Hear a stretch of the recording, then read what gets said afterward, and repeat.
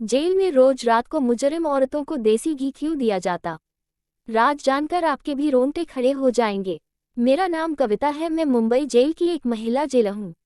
आखिर वहाँ रोज रात को मुजरिम औरतों को अंधेरे कमरे में देसी घी क्यों दिया जाता है? यह एक परेशान करने वाला सवाल है। इस राज को जानकर आपके भी रोंगटे खड़े हो जाएंगे। मुंबई जेल का एक खौफनाक वाकया। ये रात एक डरावनी रात थी, जब हमारे घर में अचानक से दरवाजे पर दस्तक हुई।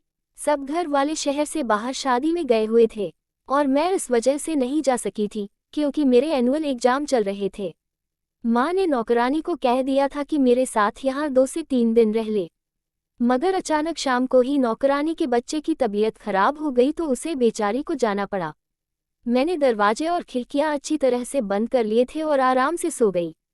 जब अचानक दरवाजे पर दस्तक हुई, मेरी नींद खुल गई और मैं घबरा कर उठी और मैंने सोचा कि इतनी रात को कौन आएगा।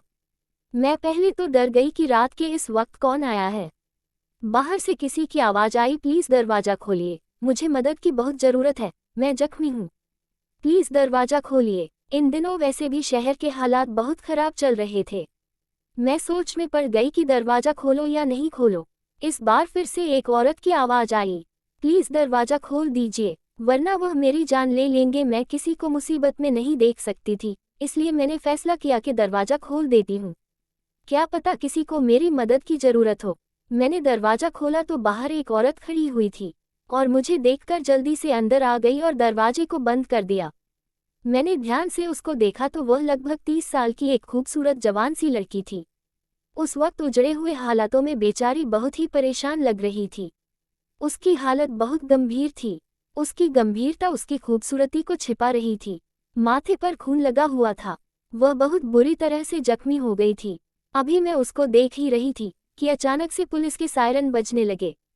मैंने चौंक कर उसको देखा, मुझे कुछ गलत होने का एहसास हुआ, जैसे मैंने कुछ गलत कर दिया हो। वह कहने लगी, मुझे कहीं छुपा दो, पुलिस मेरे पीछे है, प्लीज़ मेरी मदद करो। मैं सोच में पड़ गई। मुझे बहुत ही पछतावा हुआ कि मुझे इसको अपने घर में जगह नहीं देनी चाहिए थी और ना ही इसकी मदद करनी चाहिए थी।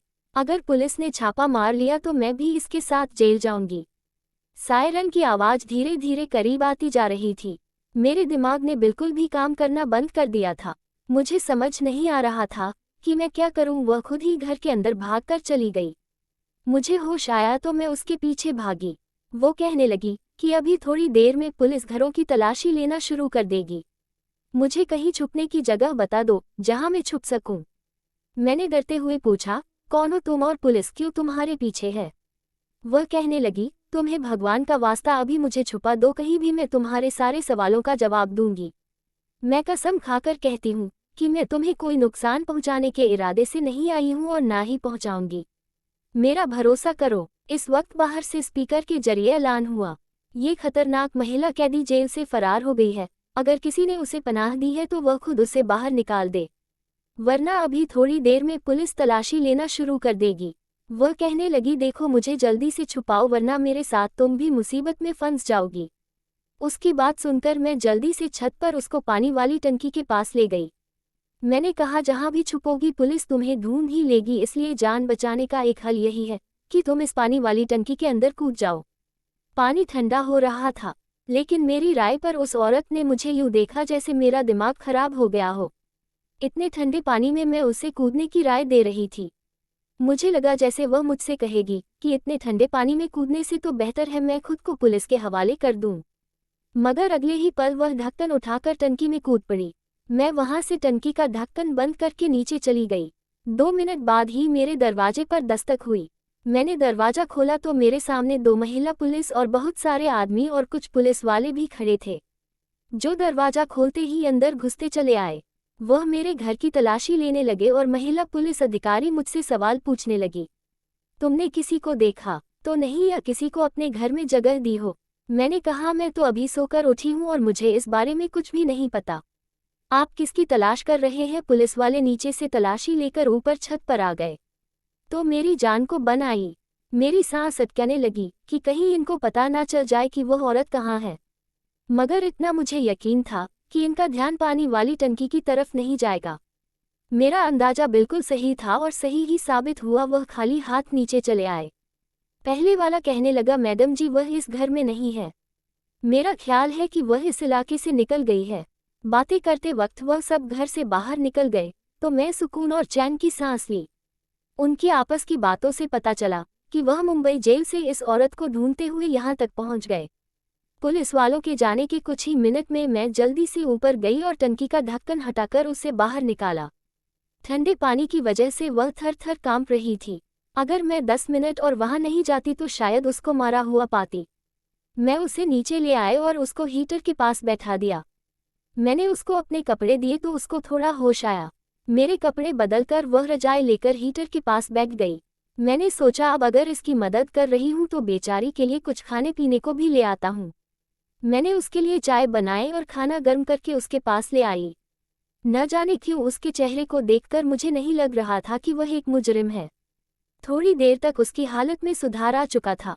अब मैंने उससे बात की शुरुआत की और कहा, आपको देखकर लगता तो नहीं कि आप मुजरिम हो, लेकिन पुलिस आपके पीछे क्यों पड़ी है और यह कह रही है कि मुंबई जेल से एक मुजरिम औरत फरार हुई है, तो क्या आप वाकई में मुजरिम हैं? मेरा सवाल सुनकर उसने गहरी सांस भरी और कहने लगी, तुम्हारा अंदाजा बिल्कुल ठीक है। मैं मुंबई जेल की कैदी नहीं बल्कि वहां की जेलर हूँ। मैंने कहा, क्या? ये सुनकर कि वह मुंबई जेल की जेलर है, मेरे तो होश ही उड़ गए। एक जेलर के पीछे पुलिस? लेकिन क्यों? मैंने पूछा, आप जेलर हो के एक मुजरिमों की तरह क्यों भाग रहे हो? तो कहने लगी कि बड़ी लंबी कहानी है, सुनकर क्या करोगी? मैंने कहा, देखिए मैंने आपको अपने घर में जगह दी है, आपकी मदद की है, अब आपको भी अपनी कहानी मुझे सुनी होगी। क्योंकि मैं ये सब आपसे इसलिए भी पूछ रही हूँ क्योंकि मैं भी मुंबई की एक जेल में जेलर के लिए अप्लाई किया हुआ है, तो मुझे आपकी कहानी सुनकर मालूम हो जाएगा कि वहाँ के क्या हालात हैं। वह कहने लगी, ठीक है, अगर तुम्हें इतना ही जानने का शौक है तो ठीक है, तो फिर सुनो। मेरा नाम गौरी है और मैं एक बहुत अच्छे और इज्जतदार खानदान से ताल्लुक़ रखती हूँ। हम 2 बहनें और 2 भाई हैं। मेरे पिताजी मुंबई के थाने में हवालदार थे। मेरे पिताजी ने बचपन से ही हमें सच्चाई और ईमानदारी का सबक पढ़ाया था और यही समझाया था कि अपने काम से हमेशा वफादार रहना चाहिए, चाहे काम कितना ही मामूली क्यों ना हो और रुतबा चाहे छोटा मिले या बड़ा। कभी भी अपने ईमान का सौदा मत करना। मेरे पिताजी एक सच्चे और ईमानदार हवलदार थे। अपनी सारी जिंदगी नौकरी के दौरान उन्होंने कभी भी 1 रुपए की भी रिश्वत लेना गवारा नहीं समझा। पिताजी के साथ के दोस्तों ने अपने घर पक्के कर लिए और अच्छी जिंदगी गुजारने लगे थे, मगर हमारा गुजारा गरीबी के कारण मुश्किल से ही हो रहा था। मैं पिताजी की बहुत लाडली बेटी थी, इसलिए अक्सर घर के हालात से तंग आकर मैं भी उनसे कहती थी कि पिताजी आप अपने साथ के लोगों को ही देख लीजिए, उन्होंने किस कदर तरक्की कर ली है, उनसे ही कुछ सीख लीजिए। उन लोगों के घरों में सब तरह के ऐशो आराम है। लोगों के घर रोजाना अच्छे अच्छे पकवान बनते हैं और हमारे यहाँ वही रूखी सुखी, और हम लोग तो दिवाली पर भी अच्छे पकवान नहीं बना पाते। हमें तो कुछ अच्छा देखने को भी नहीं मिलता। खाना तो दूर की बात है। उनके बच्चे कितने अच्छे स्कूल और कॉलेज में पढ़ते हैं और हम लोग तो सरकारी स्कूल में जाते हैं। बाद में हमें नौकरी भी वैसे ही मिलेगी, कोई भी छोटे से क्लर्क जैसे। पिताजी हंस कर कहते, बिटिया रानी तू फिक्र ना कर, तेरे भाग्य में बहुत बड़ी और ऊंची नौकरी है। मैं मजाक मजाक में कहती, क्यों पिताजी, क्या मैं मुंबई जेल की जेलर बनूंगी? पिताजी कहते, तो इसमें इतनी हैरानी वाली क्या बात है, तू अच्छे नंबरों से परीक्षा सब पास कर लेगी तो लग जाएगी। और मैं हंस कर कहती, पिताजी आप ही किसी जमाने में जी रहे हैं, मेरी सिफारिश होगी तभी तो किसी नौकरी पर लगूंगी, वरना पैसे देकर नौकरी करने वाले तो हमारे हालात ही नहीं। पिताजी ने गुस्से से कहा, ना रिश्वत और ना ही सिफारिश, कभी भी जिंदगी में इन दोनों चीजों की तरफ झुकने का सोचना भी मत। मेरे पिताजी का तो वह हाल था कि वही ईमानदारी और फर्ज पर अपनी जान दे सकते थे। मेरी बहन स्कूल में पढ़ाने लग गई और बड़ा भाई पिताजी के रिटायर होने के बाद उनकी जगह लग गया। मैंने अपना एक मकसद बना लिया था कि मुझे भी मुंबई की जेल का जेलर बना है और इसके लिए मैंने जी जान से टेस्ट की तैयारी करने लगी थी और टेस्ट भी दे दिया। मुझे उम्मीद थी कि मेरी नीयत अच्छी है तो मेरी विनती भी सुनी जाएगी, और ऐसा ही हुआ। मैं मुंबई की जेलर सेलेक्ट हो गई। वह दिन मेरी जिंदगी का सबसे हसीन दिन था। मेरे सारे ख्वाब पूरे हो गए थे। मैं बहुत खुश थी। मुझे जिंदगी की सबसे हसीन खुशी मिल गई हो। मेरा सपना सच हो गया था। पिताजी ने इस मौके पर सिर्फ यही कहा कि जेल में अलग अलग तरीके की परेशानियां तुम्हारे सामने आएंगे, बस ख्याल रखना ईमानदारी से अपनी ड्यूटी को अंजाम देना। मैंने अपनी ड्यूटी संभाल ली। मुंबई जेल एक बड़ी जेल थी और औरतों की एक बड़ी तादाद वहां पर कैद थी। शुरू के दिन थे और मुझे बहुत अच्छा लग रहा था, जैसे मेरे पास एक पावर थी। मैं वहां सल्यूट करती तो मेरा सीन फक्र से चौड़ा हो जाता था। गौरी यहाँ तक की कहानी सुनाकर चुप हो गई। मुझे उनका यूं चुप होकर रुक जाना बेचैन कर गया। मैं उनकी कहानी में यूं खो गई थी कि मुझे ऐसा महसूस हो रहा था कि जैसे ये सब मेरे सामने हो रहा हो। मैं बेचैनी से कहा, गौरी फिर क्या हुआ, आगे बताए ना। वह सांस लेकर दोबारा से शुरू हो गई। तो मुझे तसल्ली हुई, वहां औरतों को उनके जुर्म के मुताबिक कैद किया गया था। रोज सवेरे 6 बजे जेल के दरवाजे खोल दिए जाते थे। उसके बाद औरतें नाश्ता करती और उसके बाद उनसे काम शुरू करवा दिया जाता था। कुछ औरतें चक्की पीसती थी, कुछ सिलाई करती थी और जो नौजवान लड़कियां थीं उनको पढ़ाया लिखाया जाता था ताकि वह वहां से निकलने के बाद कुछ बनकर निकले। शाम को सूरज डूबता और जब रात होने को आती उनको खाना दिया जाता और उनको वापस जेल में भेज दिया जाता। शुरू के दिनों में इतना अंदाजा नहीं हुआ कि यहाँ किस किस के ग्रुप बने हुए हैं, मगर धीरे धीरे मुझे पता लग गया कि किस औरत ने किसके साथ और क्यों दोस्ती कर रखी है। जैसे फिल्मों में दिखाया जाता है कि एक जेल उससे कहीं बढ़कर खौफनाक होती है। औरतें जो बहुत खतरनाक जुर्म के नतीजे में पकड़ी गई थी, उनको अलग अलग सेल में रखा जाता था।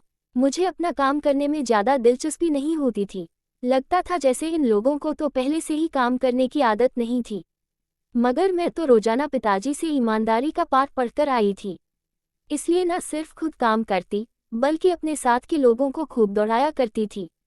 मैं अपनी नर्मदिली की वजह से औरतों में बहुत मशहूर हो गई, जिसकी वजह से वहाँ की सभी औरतें मुझे बहुत पसंद करने लगी और मुझसे बहुत खुश रहने लगी। औरतें बताती थी कि मुझसे पहले जो जेलर थी वह काम धाम तो कुछ नहीं करती थी, बस रोब झाड़ती रहती थी और बगैर किसी वजह के जिसको मर्जी मारती पीटती थी। मैंने सभी पुलिस कर्मचारियों को कह दिया था कि किसी भी औरत पर कोई हाथ नहीं उठाएगा। अगर किसी ने भी ऐसा किया तो मुझसे बुरा कोई नहीं होगा। एक दिन मैं राउंड पर गई तो एक औरत ने रोते हुए मुझे बताया कि लेडी कांस्टेबल ने आज किसी वजह के बगैर थप्पड़ मारा है। मुझे सुनकर बहुत गुस्सा आया कि अपनी ताकत का नाजायज़ फ़ायदा उठाना उसे किसने सिखा दिया। मैंने उसे 1 हफ्ते के लिए सरेंडर करवा दिया। मेरी वजह से जेल का माहौल अच्छा होने लगा था। मैंने औरतों को अलग अलग तरीके से रोजगार सिखाने शुरू कर दिए थे। मेरी ड्यूटी से वहाँ के लोग बहुत खुश थे और मुझे पहले ही साल में अच्छे काम की वजह से मेडल से सम्मानित किया गया। वहाँ मेरे काम को खूब सराहा गया, खूब सारी तारीफें हुई। इसी दौरान मेरे लिए एक अफसर मनीष का रिश्ता आया, जिसे मेरे घर वालों ने मेरे लिए चुना और मेरी शादी हो गई। मेरे पति बिल्कुल वैसे ही ख्यालात के थे जैसे मेरे पिताजी थे, इसलिए मैं अपनी जिंदगी में बहुत खुश थी। ड्यूटी और घर बहुत अच्छे से चल रहा था, सब कुछ ठीक जा रहा था। मगर कहते हैं ना, आजमाइश इंसान पर इस वक्त आती है जब वह ज़्यादा ही सुख की जिंदगी में खो जाए। मेरी किस्मत को भी मेरा सुकून अच्छा नहीं लगा। उन्हीं दिनों जेल के बाहर से देसी घी के भरे हुए डिब्बे अंदर जाने लगे। शुरू में तो मैं इतना ध्यान नहीं दिया कि रिश्तेदार अक्सर इस किस्म की चीज़ भेजते रहते हैं, मगर जब लगातार इसी तरह रोजाना देसी घी के डिब्बे जेल में आने लगे तो मैं चौंक गई। मुझे ये बात हजम नहीं हुई कि यह क्या हो रहा है। मेरा दिल और दिमाग का रहा था कि कुछ तो गड़बड़ जरूर है। मैंने सोचा कि मुझे मालूम करना होगा कि रोज रोज देसी घी के डिब्बे किसके पास जाते हैं, कौन मंगवाता है। एक अच्छा जेलर वह होता है जिसने कैदियों में से ही अपने जासूस बनाए हो, पल पल की खबरें मिलती रहे। मैं भी इस औरत को अपने लिए जासूसी करने को कहा था, जिसके लिए मैंने लेडी कांस्टेबल को 1 हफ्ते के लिए सस्पेंड किया था। मेरे इस अंदाज से वह मेरी वफादार हो गई थी और मेरे कहने पर मुझे खबरें देती रहती थी कि जेल के अंदर क्या हो रहा है। इसलिए एक दिन मैंने सारे घी के डिब्बे खुलवाए, अच्छे से डिब्बों की तलाशी ली। उन डिब्बों में देसी घी था। मैंने उससे औरत को बुलवाया जो मुझे सारी खबरें देती थी। मैंने उससे कहा, मुझे अंदर मालूम करके बताओ देसी घी के डिब्बे आखिर आते हैं किसके लिए और कौन इन्हें इस्तेमाल करता है और क्यों। मुझे 2 दिनों के अंदर सारी रिपोर्ट बना कर दो। मेरी ड्यूटी ज़्यादातर दिन के वक्त ही होती थी और रात के वक्त एक और जेलर ड्यूटी पर आ जाती थी। दिन के वक्त तो किसी की हिम्मत भी नहीं होती थी कि मेरे होते हुए कुछ ऐसा वैसा हो जाए, मगर रात के वक्त यहाँ क्या होता है इसकी मैं गारंटी नहीं दे सकती थी। इसलिए जासूस को काम पर लगा दिया। मैंने बीच में टोकते हुए पूछा, गोरी क्या आपको देसी घी के डिब्बे की वजह से शक हुआ था? मेरे सवाल पर जेलर गोरी ने हाँ में सिर हिलाते हुए कहा, हाँ, रोजाना ही कई डिब्बे देसी घी के जेल के अंदर जाते थे और मेरी नज़रों में यह नॉर्मल बात नहीं थी। मेरा अंदाजा बार बार यही कह रहा था कि कुछ ऐसा हो रहा है जो मेरी नज़रों से ओझल है। मेरी जासूस ने मुझे सनसनीखेज शब्दों में आकर जो खबर सुनाई, वह सुनकर ही मैं दंग रह गई। उसने कहा था कि देसी घी रोज रात को अंधेरे कमरे में कुछ खास औरतों को दिया जाता है। रात की ड्यूटी वाली जेलर सारा स्टाफ इस बात को जानता है और आपके कार्यालय की भी 2-4 लोग शामिल हैं। मैं उलझन में पड़ गई कि अंधेरे कमरे में देसी घी क्यों औरतों को दिया जाता है। इसका क्या मतलब हुआ? मैंने अपनी जासूस से कहा कि मुझे उन औरतों के नाम बताओ जो रोजाना अंधेरे कमरे में जाकर देसी घी खाती हैं। जासूस ने जिनके नाम बताएं, उन औरतों को देखकर मैं चौंक गई। वह औरतें पहले तो इतनी सेहतमंद नहीं थी, दुबली पतली सी थी, मगर अब देखा तो काफी सेहतमंद लग रही थी। जासूस ने मेरे कान में चुपके से कहा, मैडम जी, ये सारा कमाल इसी देसी घी का है। यह इतनी सीधी बात नहीं थी कि मैं नज़रअंदाज कर देती। मुझे एहसास हुआ कि इस मामले की तह तक मुझे जाना चाहिए।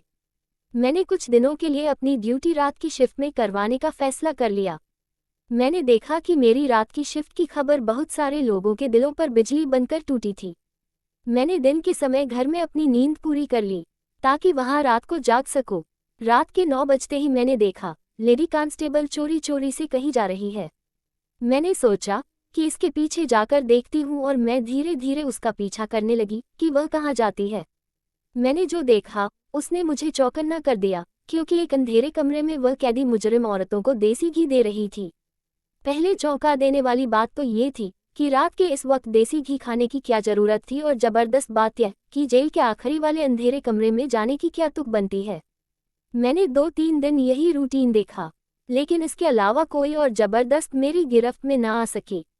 मैं कुछ भी पूछकर इनको शक करने का मौका नहीं दे सकती थी, इसलिए मैं चुपचाप सब कुछ देख रही थी कि कभी तो मौका आएगा कि कोई और सबूत मिलेंगे, और सबूत आखिर एक दिन मिल ही गया। उस दिन रात के 11 बजे थे। मैंने अपना सिर मेज पर टिकाया और जानबूझकर आंखें बंद कर ली ताकि कोई देखे तो यही समझे कि मैं सो रही हूँ।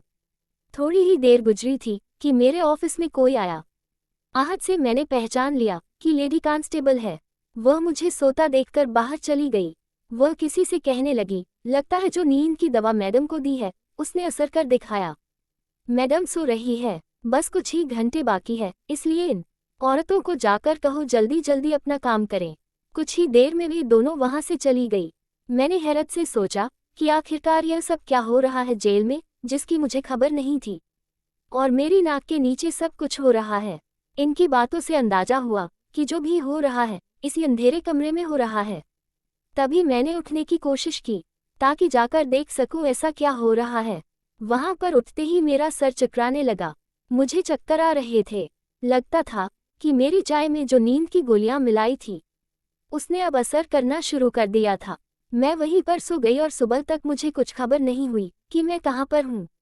सुबह उठी तो सर भारी हो रहा था, इसलिए घर चली गई। घर जाने से पहले इन औरतों के सेल की तरफ आई ताकि कोई बात उनके बारे में पता कर सकूं, मगर वहां पर सब ठीक लगा तो मैं वापस घर आ गई। घर आकर मैं सोचती रही कि इस कांस्टेबल के साथ दूसरा शख्स कौन था जिससे वह बात कर रही थी। इसके बाद मैं रात को दोबारा ड्यूटी पर गई। मैंने फैसला कर लिया था कि मुझे क्या करना है। मुझे कल की तरह चाय पेश की जाएगी, मगर आज मैंने वह पी नहीं, पास के ही वाश बेसिन में बहा दी और खाली कप रखकर आंखें बंद कर ली। थोड़ी देर बाद वो कप लेने आई तो मुझे सोता हुआ देखकर तसल्ली अंदाज में बाहर चली गई। थोड़ी देर बाद मैं भी बाहर निकल आई। रात के 11 बज रहे थे। जेल में हर तरफ की लाइट बंद थी, हर तरफ अंधेरा ही अंधेरा था।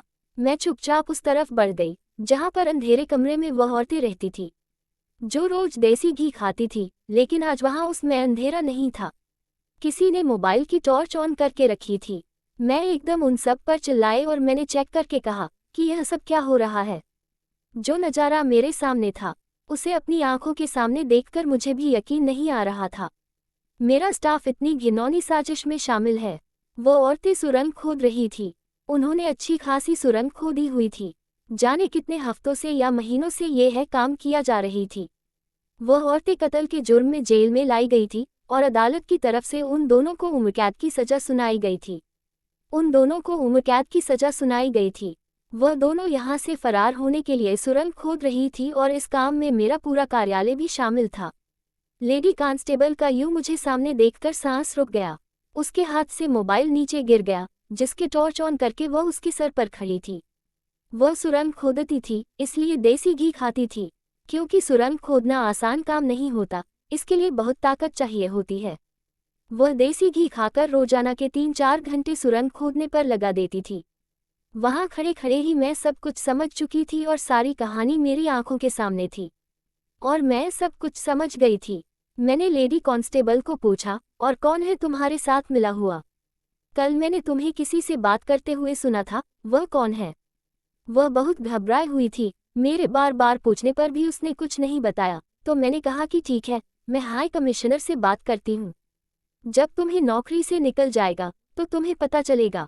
मेरी बात सुनकर वह बहुत ज्यादा डर गई थी। कहने लगी, प्लीज किसी को फोन मत कीजिए। अभी मैं फोन उठाया ही था कि मेरे सर पर किसी ने बहुत जोर से वार किया और मैं बेहोश होकर वहीं पर गिर गई। होश में आई तो मैंने देखा, मैं खुद भी जेल के ही एक कमरे में कैद थी। मुझे याद आया कि मैं फोन करके जानकारी देने वाली थी कि किसी ने मेरे सर पर वार कर दिया। वह लेडी कांस्टेबल के अलावा और कोई नहीं हो सकता था। इसी ने अपना राज खुल जाने के डर से मेरे सिर पर वार किया होगा। मैं होश में आई तो देखा कि वह अकेले नहीं थी।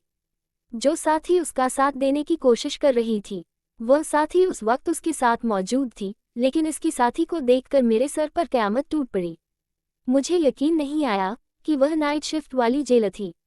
मुझे तो लगता था जैसे वह एक लापरवाह लड़की है, मगर वह इतनी घटिया निकलेगी कि कानून की वर्दी पहनकर गैर कानूनी कामों को अंजाम देगी। फिर इन दोनों औरतों ने मिलकर मुझे कैद कर लिया था। दोनों मिली हुई थी। इन दोनों की मदद से वह कैदी औरतें सुरंग खोद रही थी और इस मदद के बदले वहां की कांस्टेबल को बहुत सारे पैसे दिए गए। पैसों के लालच में आकर ऐसे गैर कानूनी कामों को अंजाम दिया जाता था। बाद में मुझे मालूम हुआ कि मामला इससे भी ज्यादा गंभीर हो चुका है। जो देसी घी जेल के अंदर चेक होकर आता था, उस देसी घी में खास एस्ट्रॉइड शामिल किए जाते थे, जिसके रोजाना इस्तेमाल से इंसान को उसकी आदत हो जाती है। देसी घी चोरी चोरी अंदर ही अंदर बेचा जाता था। यह कोई मामूली देसी घी नहीं था। ये सारा काम रात के वक्त इस जेलर की मौजूदगी में निहायत चोरी चुपके होता था। इस जेलर ने ये सारी बात मुझे खुद अपने मुंह से बताई। उसने अपने सारे जुर्म मेरे सामने कबूल किया, लेकिन वह नहीं जानती थी कि इसने मुझे मेरे जिस दफ्तर में कैद किया है, वहां तो मैंने पहले से ही एक कैमरा लगाकर रखा हुआ था, जो सारी बातें रिकॉर्ड कर रहा था। मुझे जब भी किसी से उसका जुर्म कबूल करवाना होता था, तो मैं उसको इसी कमरे में ले जाती थी और उसका बयान इसी कमरे में रिकॉर्ड हो जाता था, जो बाद में एक सबूत के तौर पर काम आता। उसने मेरी तरफ से कोर्ट को ऑफिशियल तौर पर छुट्टी का खत पोस्ट कर दिया, ताकि मेरा गायब होना पूरी तरह से किसी को खटके नहीं। इसके बाद उसने मेरी पहचान के अनुसार एक रिपोर्ट बनाकर कोर्ट को भेज दी, जिसमें मुझ पर संगीन आरोप लगाए गए थे। इनका इरादा मुझे रास्ते से हटाने का था। आज शाम जैसे ही वह मेरे लिए खाना लेकर कमरे में आई, तो मैंने उस पर काबू पाकर वहां से फरार हो गई और तब से वह मेरे पीछे लगी है ताकि मुझे पकड़ सके। ये थी मेरी सारी कहानी, जिसको सुनने के लिए तुम इतनी बेचैन थी। मैंने सारी कहानी सुनकर भी हिचकिचाते हुए गौरी से पूछा, लेकिन अब आप अपनी बेगुनाही कैसे साबित करेंगे? जेलर गौरी कहने लगी, मुझे बस किसी भी तरह वह खुफिया कैमरा अपने कब्जे में करना है, जिसमें सारी बातचीत रिकॉर्ड है। मगर यही मैं सोच रही हूँ कि अब मेरा वहां जाना तो खतरे से खाली नहीं है।